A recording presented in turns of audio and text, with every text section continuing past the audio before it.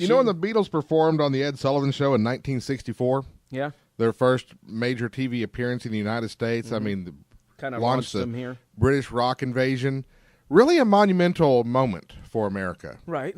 It was one of the most iconic moments in entertainment history. Everybody can remember where they were when they saw the Beatles on Ed Sullivan.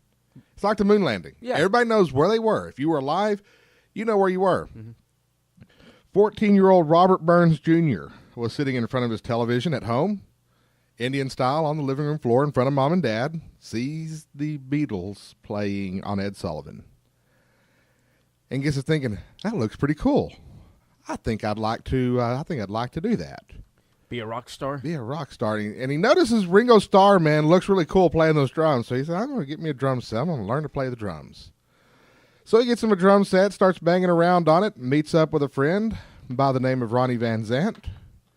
And they form a little band. You might have heard of them, Lynyrd Skynyrd. Yep.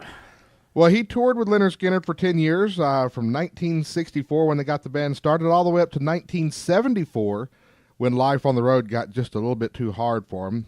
He played on the band's debut album and then the multi-platinum follow-up Second Helping in 1974. So he was a part of the original Sweet Home Alabama. And Okay. He passed away over the weekend at the age of 64. Oh, man. Car accident. Oh, really? You talk about a band that has just been given to tragedy. Yeah. Yeah, they have. Lynyrd Skynyrd, of course, the 1977 plane crash that killed lead singer Ronnie Van Zant and the guitarist Steve Gaines. 4 other people killed in that crash as well.